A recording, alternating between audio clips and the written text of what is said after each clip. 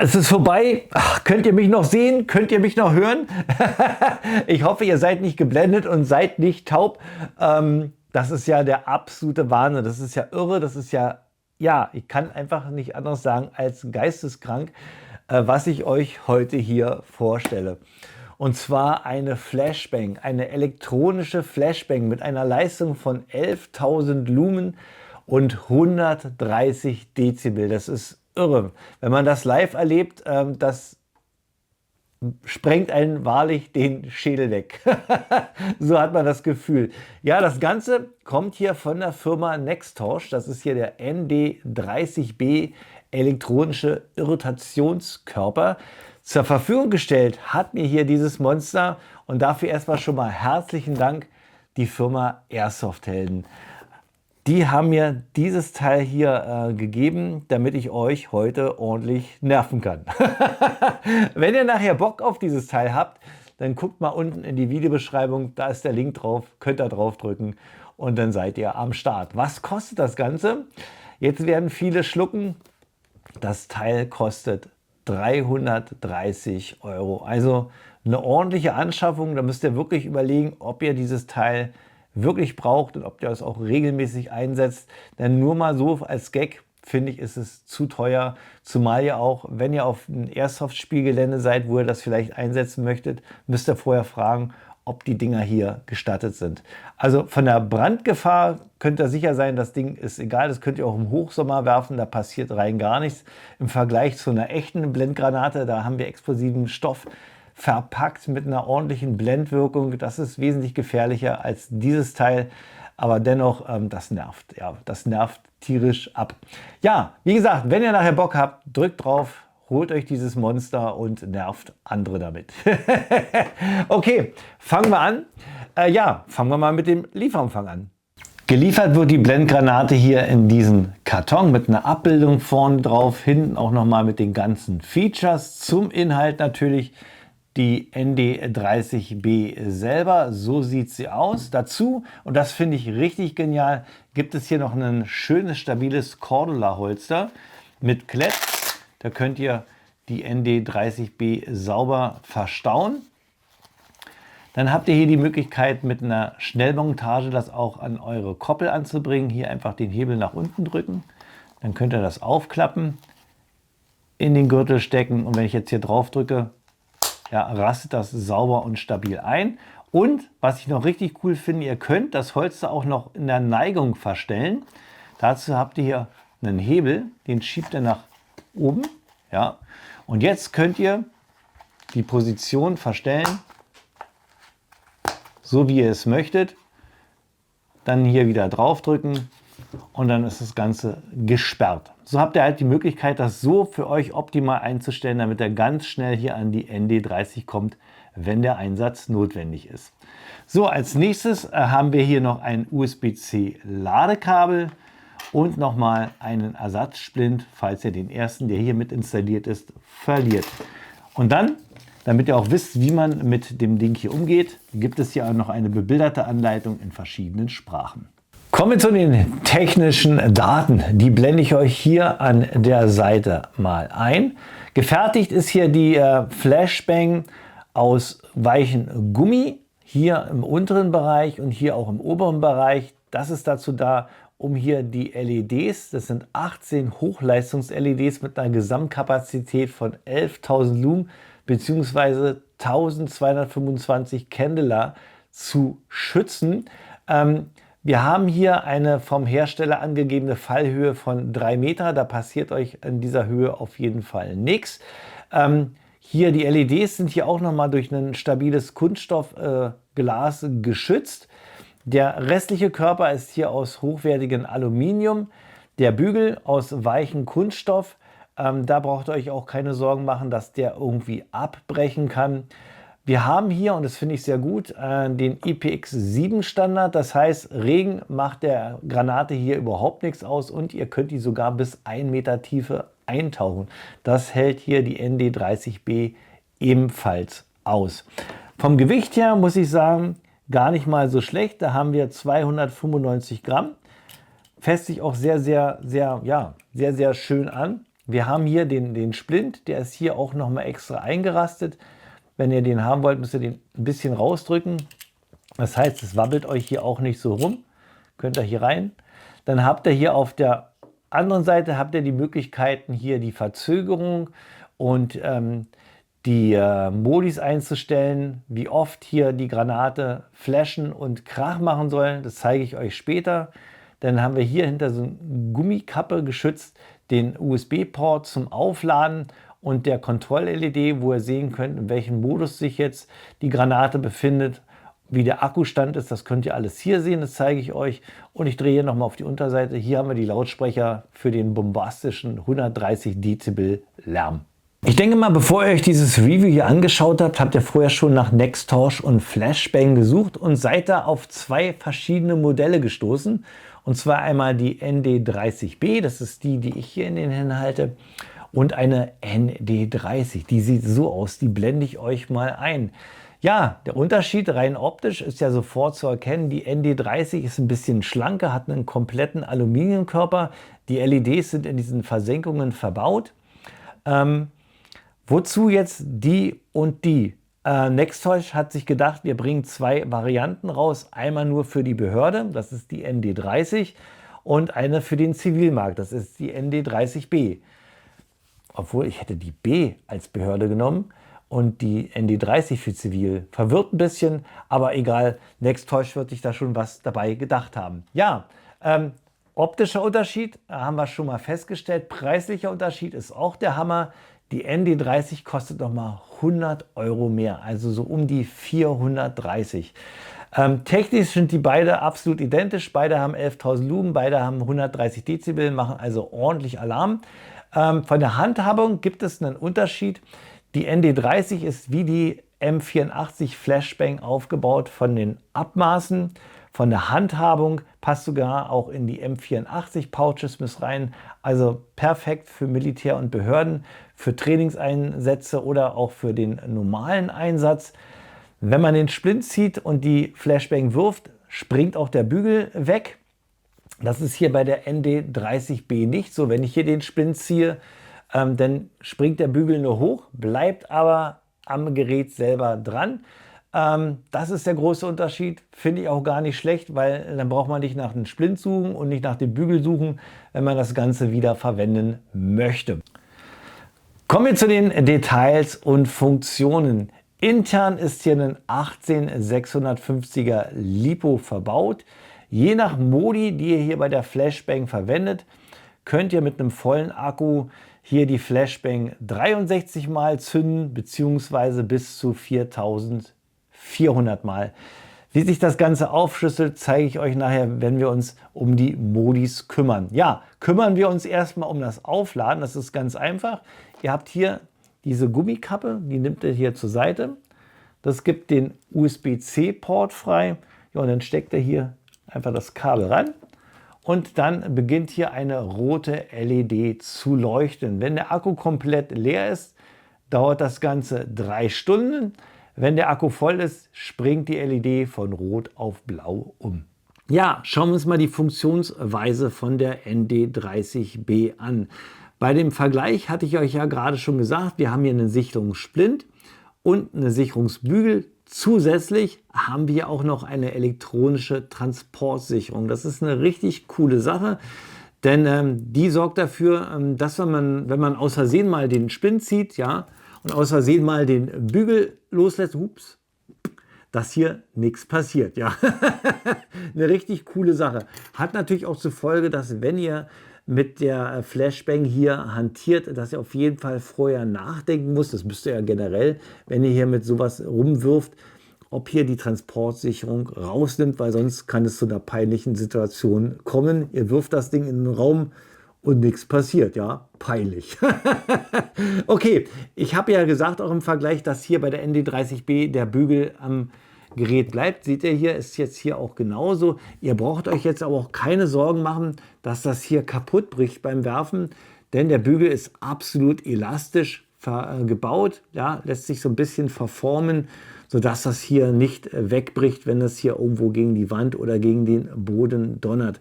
Nextorch hat auch angegeben, dass es aus einer Fallhöhe von 3 Metern ohne Probleme zu verwenden ist.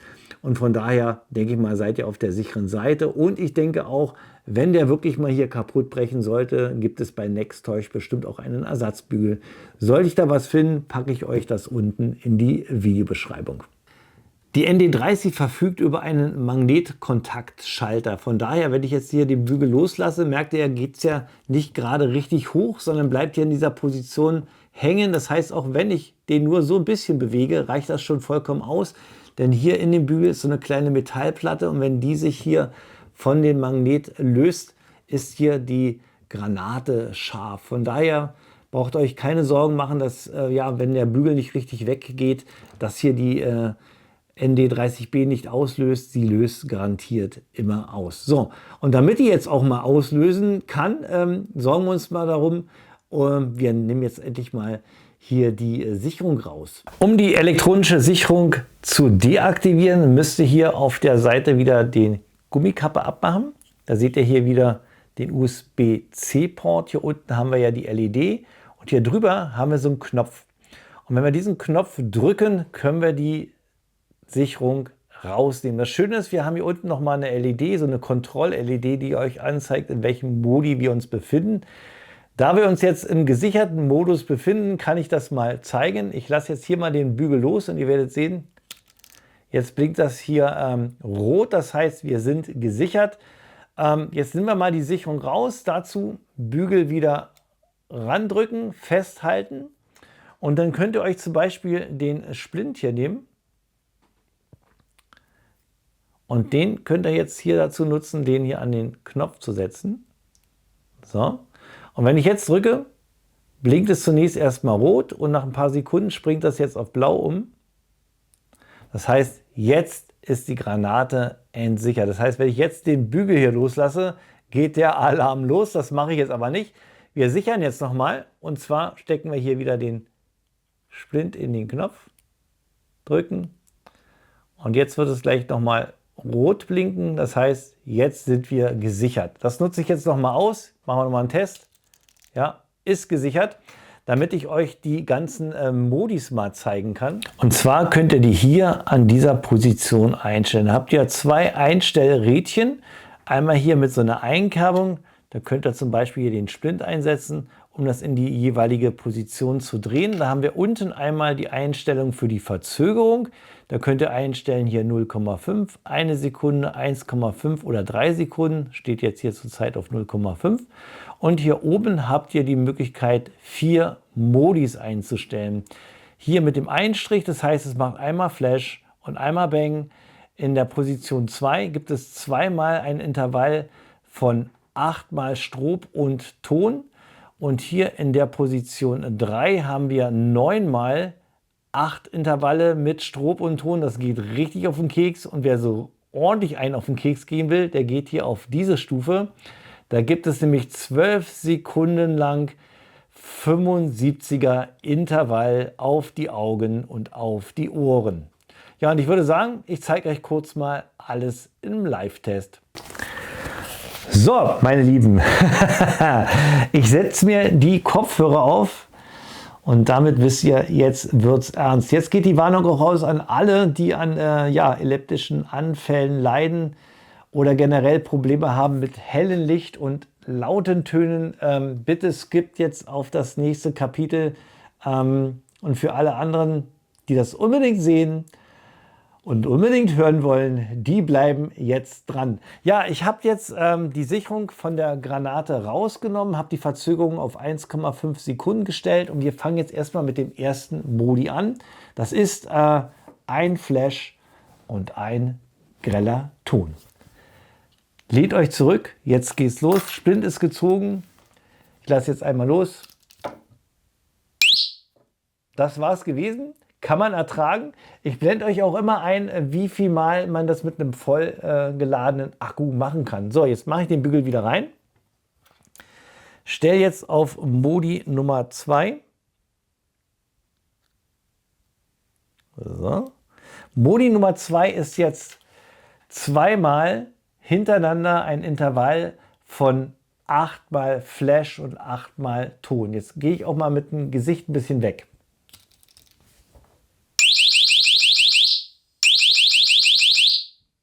Ja, das ist schon ordentlich. Ich finde, das ist eigentlich die optimale Variante, um das jetzt auch für ein Spiel zu benutzen. So, jetzt mache ich wieder zurück. Jetzt kommt der nächste Step. So, jetzt haben wir eingestellt Modus 3. Das ist 9-mal hintereinander ein 8er Intervall.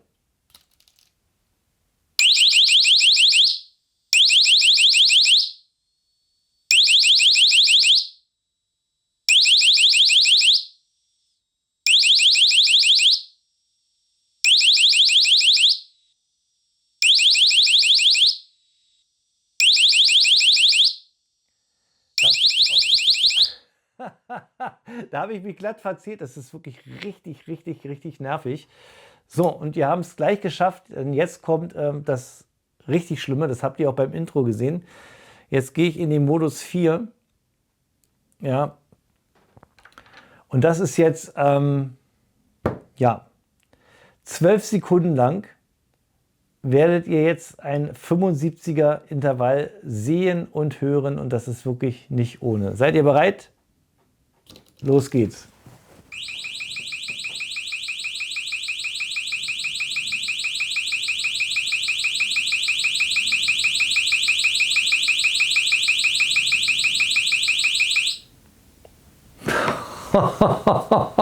Okay, ihr merkt, es ist wirklich nicht ohne. Ich nehme jetzt den Bügel, mache ich rein, mache jetzt auch den Splint wieder rein. So, jetzt ist es wieder gesichert. Also ihr seht, das Ding macht richtig Alarm. Ja, ich denke, ich habe euch jetzt genug genervt, oder? Wird es Zeit jetzt für mein persönliches Fazit und meine Kaufempfehlung. Ja, Fazit, Nextorch hat hier mit dem ND30B-System was auf den Markt gebracht, was wirklich richtig solide ist und schon für den professionellen Bereich gedacht ist. Allein schon der Preis, 330 € müsst ihr hier bezahlen für diese elektrische Flashbang. Es gibt weitaus günstigere Produkte, wie zum Beispiel die T238 Flashbang. Die hatte ich, glaube ich, mal vor 4-5 Jahren mal vorgestellt. Die hat nur 50 € gekostet, bestand aber nur aus Kunststoff. Und ja, ich kann euch sagen, nach, weiß ich nicht, wie oft ich die benutzt habe, die ist schon kaputt gebrochen. Das kann euch hier mit dem Baby hier nicht passieren. Das ist wirklich richtig stabil gebaut. Allein hier schon diese ganze Gummiabdichtung hier der Seite auf der sicheren Seite. Aber 330 € muss man wirklich überlegen, ob man sie sich gönnt. Wenn ihr die zum Airsoft-Spielen benutzt, müsst ihr das ja auch vorher mit dem Spielgeländebetreiber absprechen, ob ihr das nutzen könnt. Wird wahrscheinlich nicht auf viel Freude stoßen, kann ich mir vorstellen. Denn das Ding ist wirklich laut und auch richtig hell. Da können manche echt meckern, könnte ich mir vorstellen. Was den Sicherheitsstandard angeht, im Vergleich zur Rauchgranate zum Beispiel oder den Tech-in-Granaten, ist dieses Ding hier wesentlich sicher. Ihr könnt das auch im Sommer benutzen. Hier explodiert nichts, hier kann nichts anbrennen. Also hier seid ihr auf jeden Fall auf der sicheren Seite. Aber wie gesagt, muss vorher abgesprochen werden. Sonst für den Zivilbereich, ja, kann man das als Personenschutz nutzen? Ich weiß nicht, vielleicht zu Hause, wenn ein Einbrecher kommt, könnt ihr das werfen und dann das Weite suchen, weil, wie gesagt, einmal geworfen, ist es weg. Im Haus könnt ihr das wieder zusammensammeln, obwohl kann auch sein, dass der Einbrecher das dann auch mitnimmt, weil er es cool findet. Draußen, um die Flucht zu ergreifen, ist es auch schlecht, weil wenn das wirft und abhaut, sind auch 330 € futsch. Da würde ich lieber zu einer richtig schönen Taschenlampe greifen. Ja, für den behördlichen Einsatz sehe ich das Ding auf jeden Fall, aber dafür gibt es ja dann wieder die Behördenversion. Also es ist sehr, sehr schwer. Wenn ihr 330 € übrig habt und darauf abfährt, dann kann ich euch das auf jeden Fall vom Preis-Leistungs-Verhältnis, von der Qualität und von den Möglichkeiten, die ihr habt, hier, ihr könnt hier die Verzögerung einstellen, die Modis einstellen, die zusätzliche Sicherung, dann seid ihr wirklich, macht ihr hier nichts falsch. Aber schlaft noch ein paar Nächte drüber. So, ich würde sagen, das war es gewesen. Bruce BB2K Airsoft Channel. Ich hoffe, euch hat es trotz dem Lärm und trotz des Blendens etwas Spaß gemacht. Schreibt mir bitte unten eure Kommentare, was ihr hier zu dieser Flashbang haltet. Ich bin wirklich sehr, sehr, sehr gespannt, was da denn kommt. Bleibt mir nur mein Endspruch, wer meinen Kanal noch nicht abonniert hat, klickt mal da oben drauf. Unten gibt es ein weiteres Video von mir. Ich hoffe, wir sehen uns beim nächsten Review wieder. Gesund und munter. Macht's gut. Euer Bruce.